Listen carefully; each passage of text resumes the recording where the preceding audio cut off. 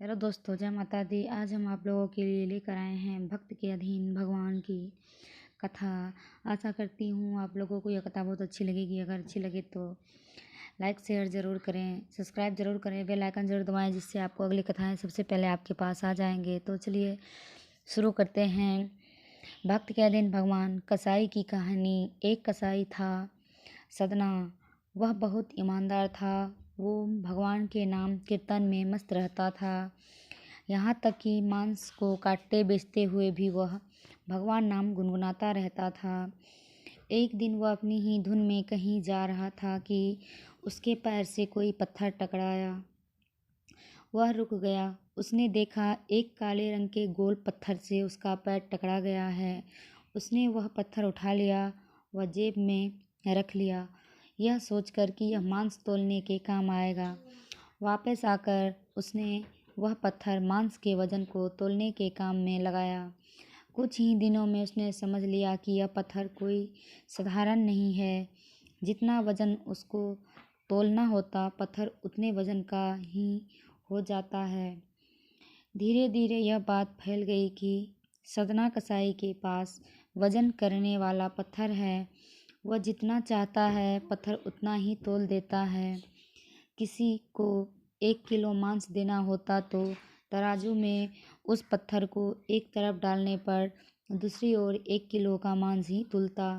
अगर किसी को 2 किलो चाहिए हो तो वह पत्थर 2 किलो के भार जितना हो जाता। इस चमत्कार के कारण उसके यहाँ लोगों की भीड़ जुटने लगी।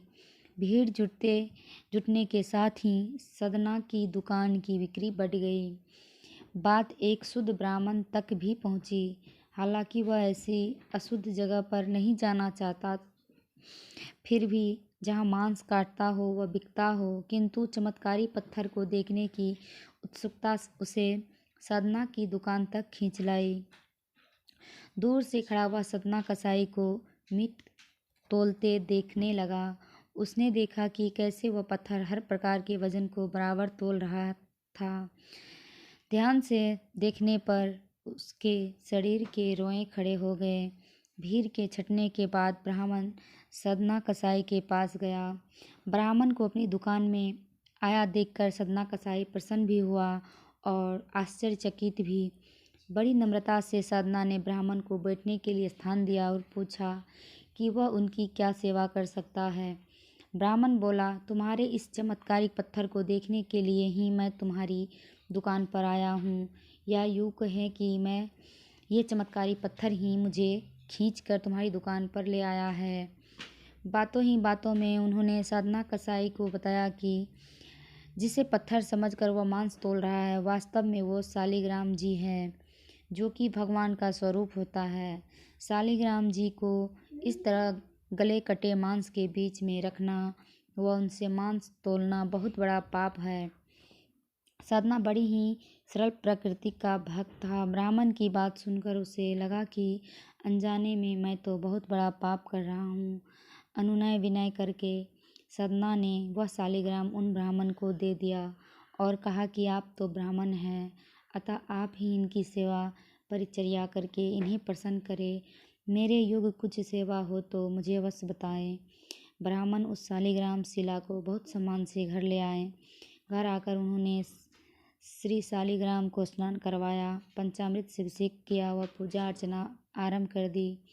कुछ दिन ही बीते थे कि उन ब्राह्मण के स्वप्न में श्री शालिग्राम जी आए व कहा, हे ब्राह्मण, मैं तुम्हारी सेवा से प्रसन्न हूँ, किंतु तुम मुझे उसी कसाई के पास छोड़ आओ।